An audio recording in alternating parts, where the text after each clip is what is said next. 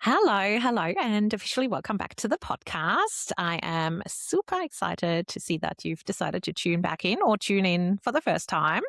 I have another guest episode lined up for you today, and one that is very close to my heart because it is a problem that I struggle with personally and try to master. So today we are answering the following question. I feel like I'm undercharging massively. Obviously, that impacts my bottom line, but is there potentially more to it? And to answer this amazing question, I welcome to the show Jasmine Parasram, the founder of Creative Business Kitchen. And Jasmine is an amazing human who supports makers, coaches, and creatives to present themselves with confidence and coherence so their pricing and positioning actually reflect the value they provide. Welcome to the show, Jasmine. Thank you so much for having me. Can you please introduce me to every room that I now go in? That was fantastic. It's just, does you justice. Oh my God, I think you're doing something that is so important, particularly in the female online business space. I feel men don't seem to struggle as much with this problem They as really women don't. do. They really don't struggle with it nearly as much, sometimes if at all.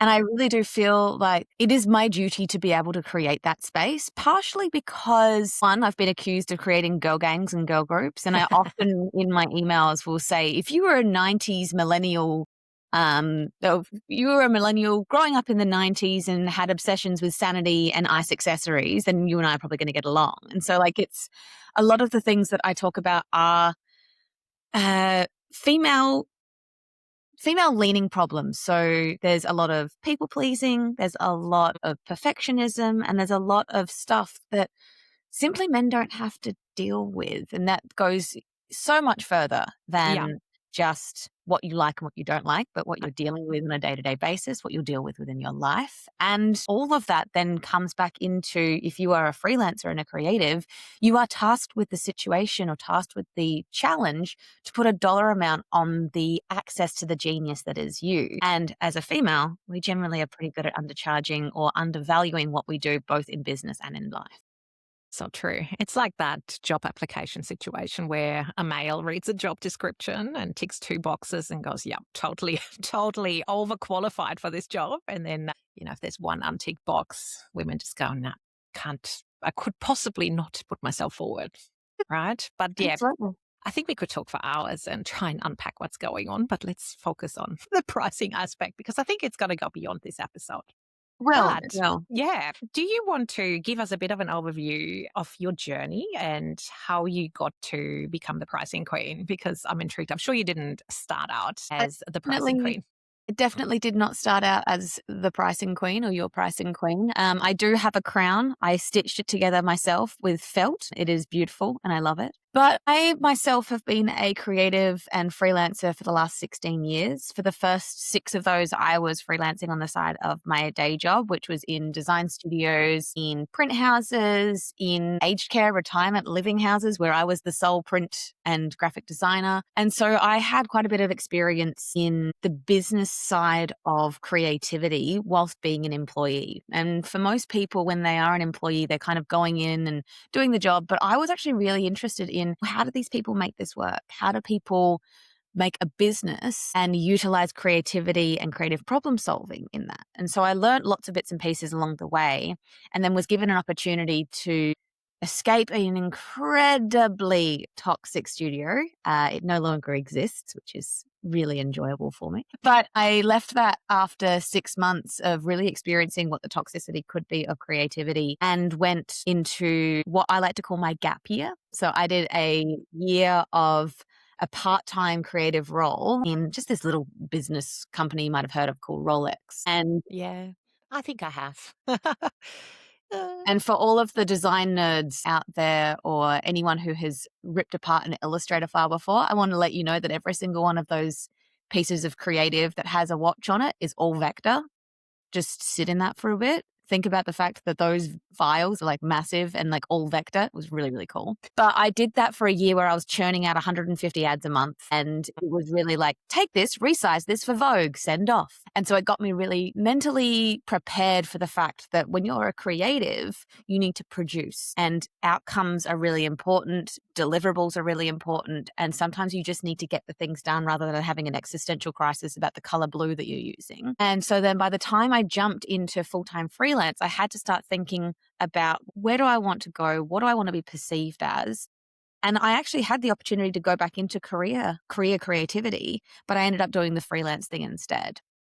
And so over those first couple of years, I really truly started to understand that creativity as a commodity was something that I was getting pretty good at. I had pretty strong creative skills, always learning, always growing, always refining. And I definitely know that if I look back at some of my earlier stuff, I'm like, cringe, gross. Including the pricing that I was paying, that I was charging for that. And so I think one of the biggest things, and I hope you've enjoyed the tangent, we're taking the scenic route. But I think one of the biggest things is that for those first couple of years, I was trying to price myself not on the basis of my creative skills, but my business skills. And my creative skills were like an 8 or 9 out of 10. And my business skills, because they were new, because I had just started, were a 2. And so I was charging maybe $50 on some things, charging a logo for $200. Like, it was all of the things that I know now that I'm like, it sucks in the moment, but it's going to suck even more if you don't change it and don't go and don't alter those kind of approaches to it.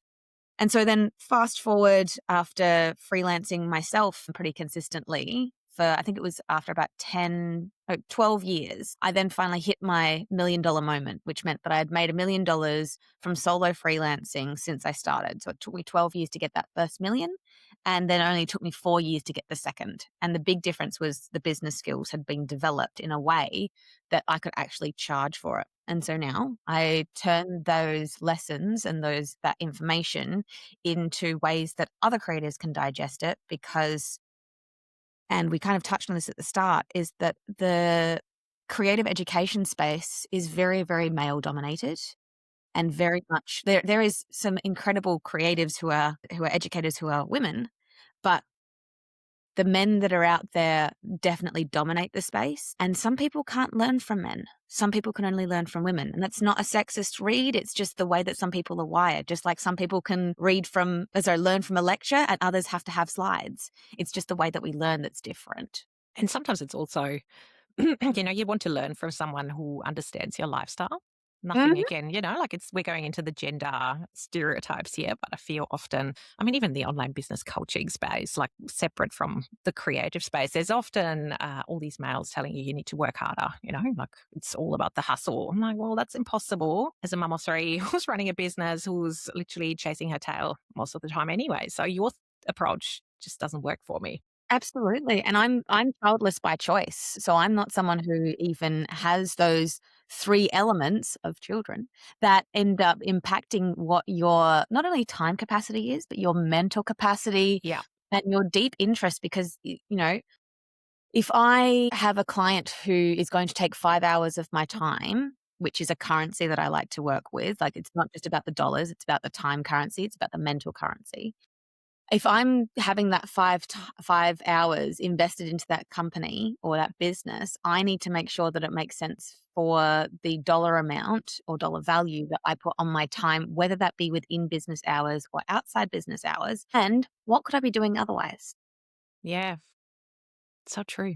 And that's where it's such a nice transition to like the connection between pricing and customer experience, because ultimately, if you keep working for years and years and years on end, undercharging, eventually you're going to despise the Yes. work you do. You're going to feel unfulfilled, and ultimately your customer experience is going to suffer, right? Yeah. Because you're not showing up as your full self in your best best mental state. And I wholeheartedly believe that emotion is the currency of customer experience. So that's where pricing is so critical, because it can evoke very strong feelings in us as business owners, but also in our clients, because certain dollar value, then needs to also line up with the experience, their expectations, that perception. All the things we're going to unpack in this episode. Oh my God. Online business is just so interesting because one aspect might seem like a tick in a box, but it just really flows into so many other things that then impact your business long term. Yeah. When you talk to your clients about pricing, what's usually that first emotional or psychological barrier that you see them coming up against? The first one is that they fear the no, and because the no to them means that that's no to you, not no to the price. And that is generally the first kind of instigator. And then they start going, well, if one person has said no, then everyone will say no, because they believe that everyone is the same and they're not. The second one that comes up a lot, and I actually have a free workshop that I have available all the time, which is called Money Hungry Mindset, which is it kind of goes through understanding what your money stories have been up until now. So you might have money memories that have found their way through your life as children or as a teenager or as an adult. And the way that you buy, but also the way that you interact with money massively impacts how you charge it. And so, when we're children and we're playing shop with the plastic bananas and the little, all of the little checkout situation, you are taught that if you see numbers and it has a price tag at the start or it has a dollar sign at the start, you are taught that you need to work out whether you can afford that. That when we flip that script and we're the one actually setting the price tag, we are so used to asking ourselves, can I afford that? But the fact of the matter is that I would say none of your clients represent you. I know that we like to say, I'm my unique avatar. You're not, babes. You're just not. Your unique avatar or your unique customer has very, very different experiences that have led them to where they are. They've had very different emotions when it comes to business and pricing, and they have very, very different skills, because if they'd had the same skills that you, they wouldn't need you. So they've put a different price tag on the access to your genius that likely you have as well. And I think the more that we downplay, the more that we undercharge, the more that we then over deliver, and the more that we feel like we have to go above and beyond to be valuable, the harder it's going to be unless we have put enough currency in the tank to actually get there. Mm. So true. And again, coming from my perspective here, it's not necessarily the hours you spend on the project. You need to also factor in all of the time and energy and money you have invested in, your education, the skills, the experience beforehand, because that all comes into it, right? It's not just 5 hours of your time. They're getting all that expertise that's been Yeah. bottled up Absolutely. And I for think that years. we get so caught up in, well, this is what I do, that we forget that there are other people out there that are charging the same, if not more, that just simply aren't as good as us. I know that sounds so egocentric and driven, but there are people out there who are charging the same as you, who don't know what a master page is in InDesign. They don't know what a Bezier curve is. They don't know that if you use blue in a food brand, that it will actually be a detriment to them, because blue as a color is a food suppressant. And so these little micro things that you know about brand, or you know about your specific thing, because if you're a creative and you're a freelancer, there's a high chance that you have some kind of neurodivergence, and therefore you have deep dove into something that is so specific that the person that they're considering elsewhere doesn't know. You already have a value that is much more than them, and yet you're comparing yourself to them thinking that you're the same. You're not the same, you're different, and you're more valuable in the right situations. And so the challenge becomes, instead of trying to fit the mold, find the situations where your creative genius, your specific hyperfixation fueled creative genius, not only shines, but is 10 times more valuable simply from existing. So much to take in. Oh my God. Isn't I it? And feel there's like so we much had complexity. I'm just processing as I take No, it in, I going, yeah, appreciate it. guilty, guilty. Oh my God. It doesn't help either. Little story again from my early days in business. So I started out quoting every copy project, back in my copywriter days. separately. So I'd look at, like how many pages, every project priced separately, of course, totally undercharged. And then I shifted to VIP days, which really works with my busy lifestyle. It's very predictable. I didn't have issues because people weren't delivering things when they said, and then it rolled all into one giant mess. And my original price tag, which is half of what I charge now, I presented to my husband at the time, and he goes, "You couldn't charge that. That's like surgeon territory." And I'm like, "What do you mean?" Obviously, his attitude has changed nowadays. That pushback, even from people in your environment, it can really play with your perception on, can I actually charge it? I thought I was pretty reasonable. And then you look at other competitors out there who are definitely charging more and they're selling. So it's just, there's so much complexity and, Absolutely. stuff to work through. In your own environment. But then also, I think sometimes just, looking at your business in isolation and quietening all the noise out there and actually just doing the maths. What do I need to make? And I think that so many of us, when we're sitting in that place of setting the rate, we go, well, what? And I literally had this in my inbox this week. Someone said, I'm moving to Melbourne and I need to know what the pricing that I should be charging is because I'm moving to Melbourne. And I'm like, that's got literally nothing to do with it. Yeah. Like, and in the same, like the week before, I got someone on who commented well-meaningly on a piece of content that I had created, basically saying, I believe that all freelance pricing should be unionized. And I'm like, abso-freaking-lutely not. Because like, I understand that the whole idea is like, oh, then we can have consistent pricing and everything. No, absolutely not. Because at the end of the day, I leapt from my 9 to 5 to have more control over my time, effort, and prices. And if I then have to conform to Yeah. a set of pricing, I'm sorry, that sounds like an employee. And I would be the worst employee ever right now because I have too many ideas that I will turn into business ideas that I will try and fail, which is risky for an employer. I have too much outside of the box thinking to be boxed in. And I want to be able to say, and I literally did this a couple of months ago, you're briefing me in on a Friday and you need this by Monday. So my capacity that is being taken into account is the weekend. Sure, I can do that. That's $10,000. And I literally charged $10,000 for that job to do that over that weekend, which then in turn, because they had those scope creeps, those elements that just kept going, that ended up being a $28,000 job for me. And I would not be able to do that if my pricing had been standardized. I would not be able to do that if I was told what to charge. It has to be a choice that you make to understand, well, what is the value on my work time, but also my downtime? And also, what is the value of the problem solved? And I talk about this all the freaking time, is that if we can try and understand what our creativity solves as a problem and put a price tag on that solution, they will be less interested in what that price tag says and more interested in how much it's going to cost them to not solve it tomorrow. Yeah. I love that. And a lot of service providers, it's so easy to put a price tag on. If you outsource to me, you're going to either make that much money or you're going to save that much time.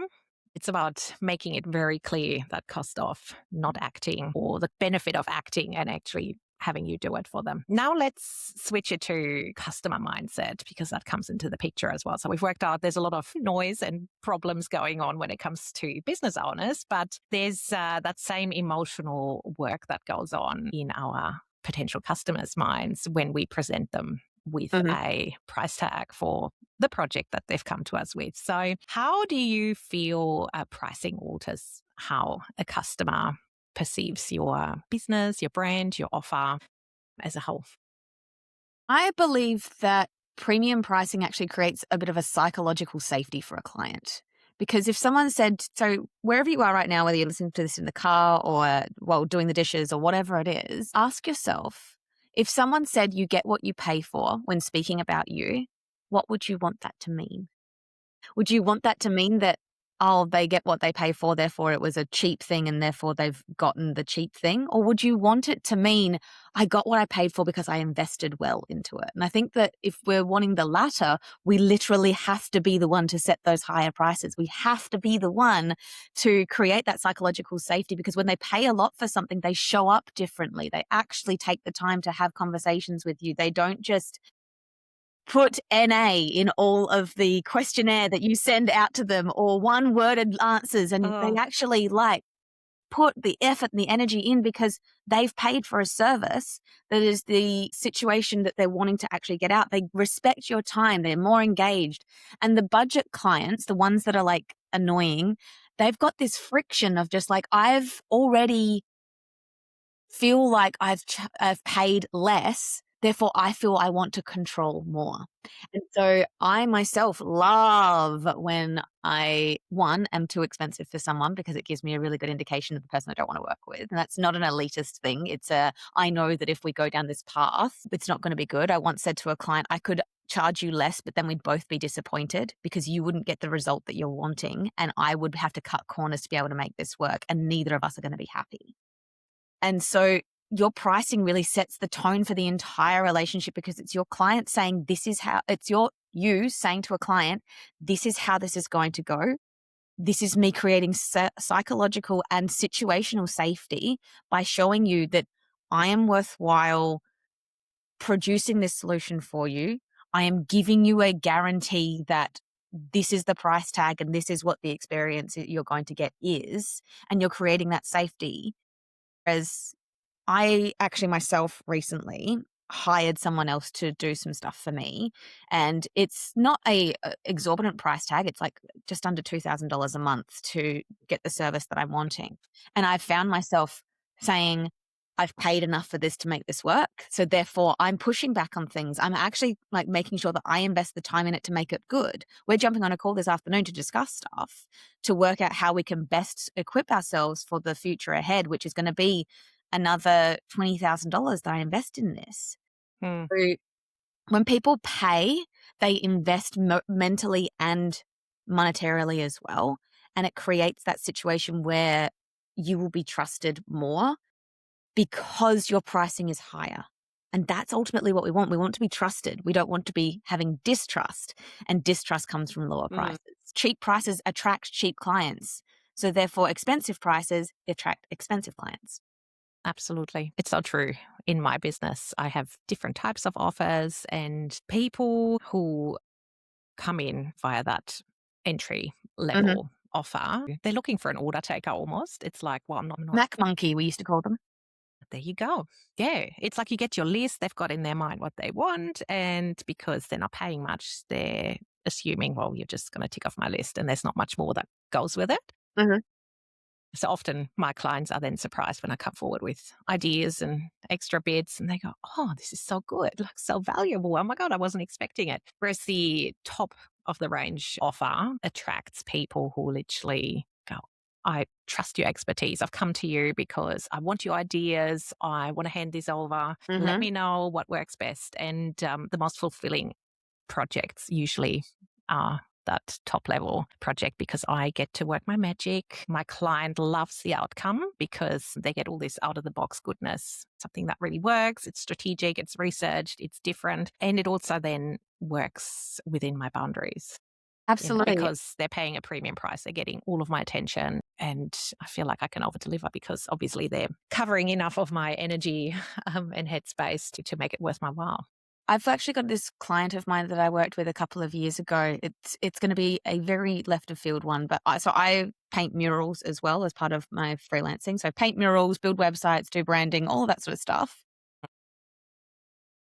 And I was in this incredible situation where I got to paint a 3-story mural for someone inside their elevator shaft of their home.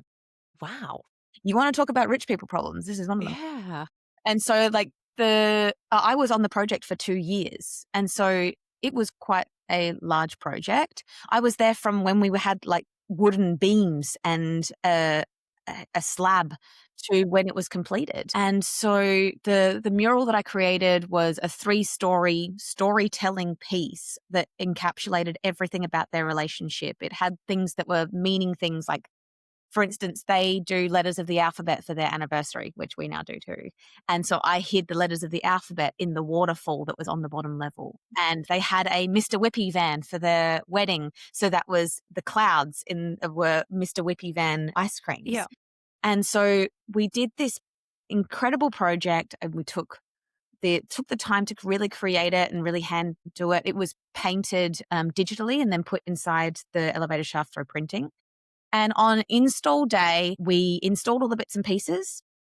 And as my sign writer or installer was getting out of the elevator shaft, something in his back pocket scraped the mural.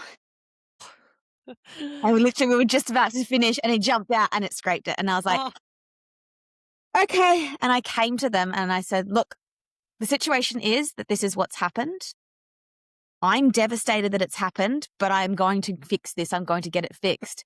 And Andrea, if you're listening, I love you. Andrea, my beautiful client, said to me the words that I have used time and time again, in that we don't blame you for the problem, but we hope you helped to fix it. Or we hope you provide the solution.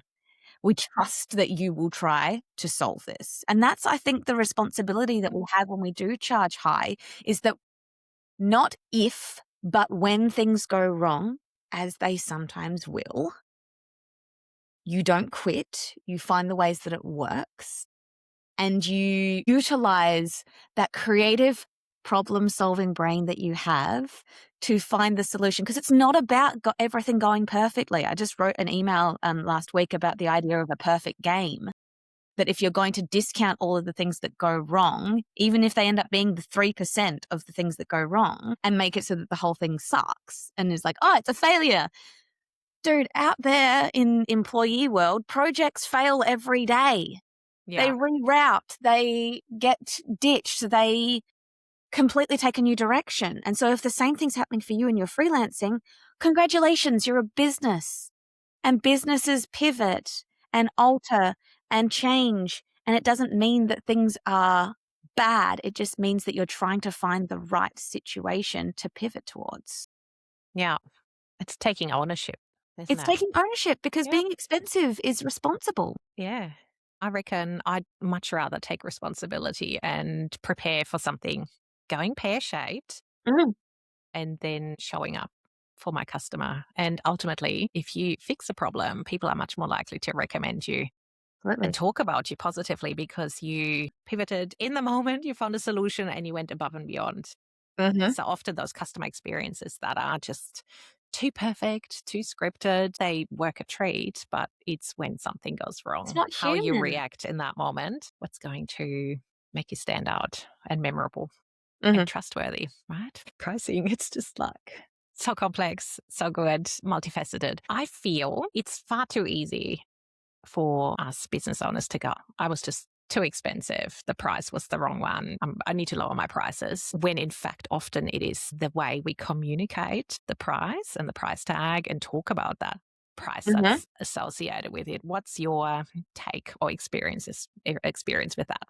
So I often talk about the price that you give is not the whole story. Like the dollar amount is not the whole story. It's how you deliver it. And then when people hear that, they go, oh, that's sales. No, darling, it's just communicating it. It's having conversations that have price tags attached to them or woven within them. And a client that walks away because of a price probably wasn't your person. If it was about the price. Yeah. But if it was about the delivery or how confidently you said it. So for instance, I see quite often it's not communicated in a way that instills the confidence for what that price tag is put on. If it felt confusing, defensive, or like a negotiation or hostage negotiation waiting to happen, then that's a loss that we could have prevented. Because if we present our price as the confident packaging of that experience, it makes it so that they can be confident of the work. And if you're apologetic pricing is one of the biggest ones that I see. If you're apologizing for it already, it makes it really hard. So for instance, like if your scope is unclear or you've just kind of slapped a price on that hasn't taken into account the listing of things that need to be done, then they can tell. They can absolutely tell. Another one is if you discount too fast, perception then is, well, the first price wasn't even a real one. It's kind of like I've just gotten back from Thailand, and last week there was a cab that we needed to take literally 5, maybe 10 minutes down the road, if that. And we just didn't want to walk. We just didn't want to walk. It was really hot. We were about to go get massages. And he was like, 300 baht. And I'm like, there's 4 of us. Like, that's not a big deal. It's fine. Then we bartered down to 200 baht. But we were ready to and willing to walk away. That was fine. And that's part of it as well, being ready and willing to walk away. But because we were able to have that conversation, it's got nothing to do with the value or anything like that. It was the value of not having to walk to the massage place. And it makes you sit there and go, well, was the 300 baht ever real? Was the higher price actually real? Or were you... And no one wants to be in that situation. No one wants to be in the situation where they're being misunderstood for what they're delivering. Yeah. And I think the last one of that is that, like, if you're hiding your prices or being evasive about them, clients pick up on that energy and they find it really stressful. Like, I myself have sometimes gone, just tell me the freaking price so I can just make the decisions that I need to. Because when someone is listening to you talk about what you do and then they hear the price, that's part of the puzzle that they're making up in their mind. Now, if yours matches the puzzle that they've been creating along the way of that conversation, great. But if it's then massively off, and I'm talking both high or low, more often low, then it really changes the way that they then build that picture. So if I've said that we're going to do a branding deep dive and it's going to be this, and I tell you it's $1,000 and you had in your head that it was going to be 5,000, you've then gone, instead of it being like, oh my God, I was going to save $4,000, I as a client will sit there and go, they're too cheap to be of anything of value. Therefore, everything that I've made up is a lie in my brain because it's going to be so much worse than I think it's going to be. There are people out there that expect you to be more expensive than you are. And by giving them a cheaper price, you are doing a disservice to both you and them. Yeah.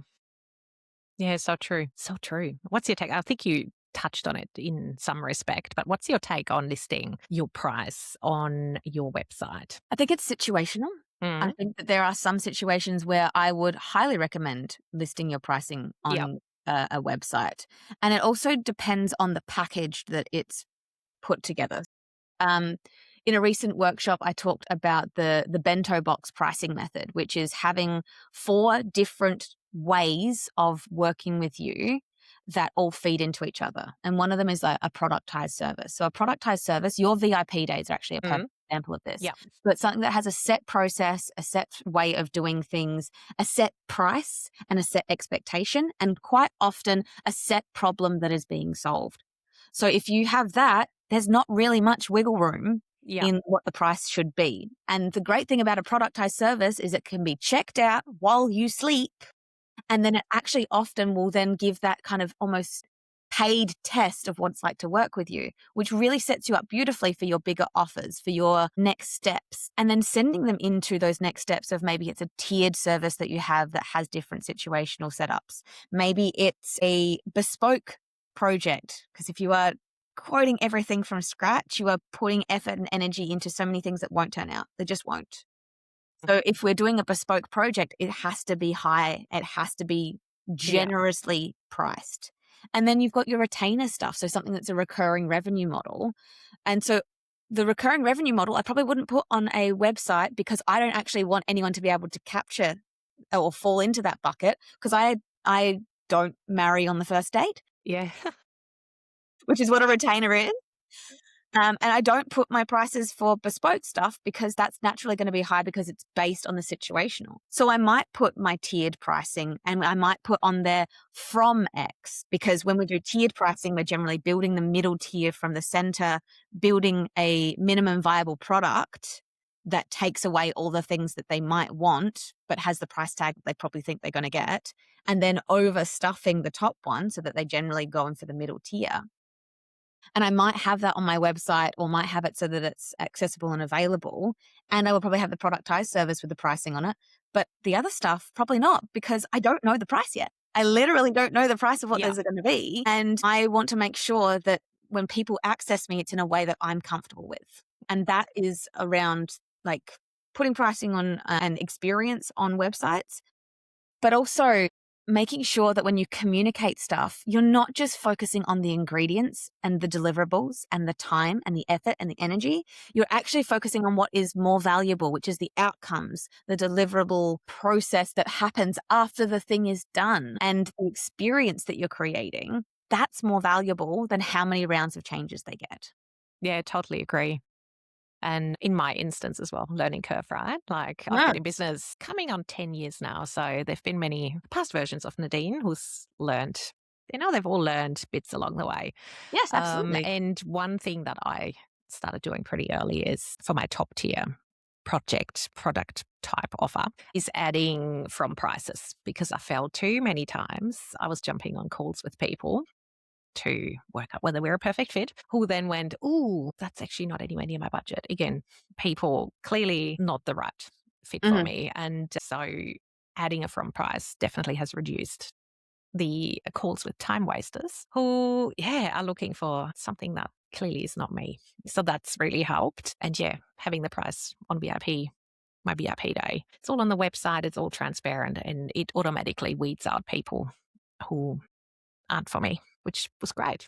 Yeah, I've also got on so I've got that you can book a call and then submit a brief. And when you submit a brief, there's what is the investment you have allocated for this project? Yeah. And then I have a little thing that says, click here to see my prices. And I say like what I'm here for and what I'm not. And so I say like branding packages that range between 5 and 10K, long form documents, website development. And I give like indicative prices of this to this generally. And I say, I'm not here for just a logo. I'm not here for any project that is under this particular price. Another way of doing that is also like if you've got someone filling out their stuff and you've got a drop down of like, what is your budget? Don't put an option where you don't want, like, don't put 0 to 500 if you don't want to take under $500 projects. I know that sounds like really obvious, but I cannot tell you how many times I look at people's briefing or their inquiry forms and they have stuff on there that they don't want to do.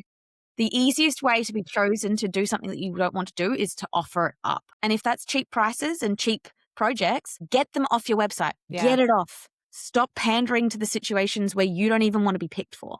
It's so clever. The contact form really is your first opportunity to filter out anyone who's not the right fit. And if you go into a drop down and it starts at 3K, 4K, and that's not what you're willing to pay, you're not going to proceed and book that call. So little things in your customer journey can make a huge difference to your capacity as well, because all these people end up in your inbox. You got to reply, you got to tell them, nah, that's not what I do. So really consider every step, even how you communicate things on the website, being transparent with what you do, what your budget expectation is for client projects. So many good things. Before we wrap up, I would love that's gone fast. Could we not do right? another hour, please? 2.5 hours. My God. What would you say to listeners who are going, I'm definitely undercharging. I know that it's impacting my capacity, the way I feel about my client work. Where should they start in the process to work out what that appropriate, perfect's probably not the right word, but appropriate, better pricing would be for their business and their offers? Oh, this is such a wonderfully loaded question because there's so many ways you can start. But the fact of the matter is, if you're someone that's sitting there going, I don't charge hourly and therefore I'm not going to work out the price of my time, please just let go of that. Like, you don't have to price hourly you don't have to charge hourly to understand that the value of your time is the building block that you probably need that you're ignoring. Now, to find your billable hour rate, you need to start with what salary you're wanting to make per year. You then need to add in the expenses that a general year would bring or what you would like to allocate for those expenses. And then you need to divide by the time of like the amount of time that you have to spend on that. So how many days a week are you working? How many hours a day? How often are you going to take time off? And that's like having that deep intrinsic understanding of this is what my time costs to exist and be running a business, and using that as the baseline for how you then build all your prices will make it easier because it will be based in logic, not emotion. Because pricing is a logical experience with an emotional attachment. And if it is too attached to you, you'll find it really hard. If it's attached to them, that's actually okay. You want them to have an emotional connection in some way, shape, or form, because whatever they're trying to solve with what they're trying to buy from you is costing them in some way, shape, or form. But the whole idea is to start with what is your number, your dollar number that you put on your time or your billable hour, and then building all your pricing around that. So that's why my main freebie that I have for all of my stuff is a pricing calculator. It's been downloaded by I think 1,000 people in the past 4 years, which is amazing. But it means that everyone's able to kind of go through that process, say, I want to make K this year. These are all my expenses. And I only want to be working 4 days a week. And I only want to be working 6 hours a day. And I want to be able to take a 2-week holiday here and a 3-week holiday there. This is the exact number that I need to charge, because sometimes we just need a permission slip to see what that actually looks like. And then where do I go from here? How do I build from here? And going through that process totally then makes you confident to communicate your price as well, right? Yeah. Because you went into business to have more freedom, more control over the amount of hours you work, who you work with, etc. So going through that process makes you crystal clear on, well, that's my price. Mm-hmm. If you want a chunk of my time, that's what it's going to cost you. Just a ticket price. It's not got anything to do with who you are or your worth. Worth gets me the shits. Sorry. Yeah. Charge your worth. It's not. It's a Right. value that you bring to the table, and it's simply a price tag that you've put on the access to your genius to make their life or their business better. And so if you can understand what that costs you, then you can have a better understanding of what it's going to cost them and make sure that those two are either matched or what you charge is way more. Yeah. So good. So I'll add to my list, download the calculator Absolutely. and sense check pricing. So that's my first port of call after this episode. Hell yeah. While we're talking freebies and how people can connect with you, do you want to let people know where they can find you and how you can support them beyond this episode? Absolutely. So just some people make all these different bits and pieces where you can go and like do a backflip and then access it. No. Let's just jump over onto Instagram. I want you to send me a DM on the biggest takeaway that you had from this episode so that I can screenshot it and share it, and we can share your show and share the experience as well. But then we can actually start having a conversation, because as soon as you send me a DM about this, I will send you access to the pricing calculator straight away so that you can start with this process. And I am a chatty Kathy. So I hope that you are ready for voice notes. I hope that you are ready for back and forth. And I hope that you're ready for millennial puns that will make you giggle because you'll feel seen and heard. And that's, I think, ultimately what we need to do is just to be connecting, seen and heard, and charge well for that. And when you can vent about your pricing problems to someone who gets it, how good is Yeah, it? absolutely. Right? It's like Jasmine, she's got to know. She's got to She's get got to me. know. Yes, exactly. She's got to understand. So jump over onto Instagram. I am your pricing queen, but it is more than likely that you have got the link somewhere in That's the right. exactly. Yeah. So come over on your pricing queen on Instagram. Let's have a gab. Yes, I'll link it all up in the show notes. And then last, I promise, last question. What are you currently wondering or struggling with in your business when it comes to your own customer experience? So it sounds like when I talk about all of this that I've got my freelancing dialed. And I think that the reality is that my freelancing evolves with me. And so I'm currently working through what is one of my biggest challenges, not to go too deep, but I have a real connection with unfinished business. So I'm really bad at the last 10% whenever I work with clients. I'm a great worker. I am really good at like creating things and doing things, but it's the last 10% that really catches me out. And it's only in this last year that I've realized that the reason why the last 10% catches me out is because I'm no longer needed. Once the job is finished, I'm no longer Yes. needed. And it's breaking through that mental side. It's breaking through that mindset for myself to go that, no, once this job is done, you can do the next one. Yeah. So if that's something that helps you today, that you've kind of sat there and gone, that's me, let's have a chat. We'll work through it together. It totally is an emotional roller coaster as a It service is. provider, isn't it? Like you get so invested in your Yes. clients No and one's got it so much perfect. fulfillment. And then it's like this, project high, and then you hand it over. And so it's emotional, just like pricing, all Yeah. emotional.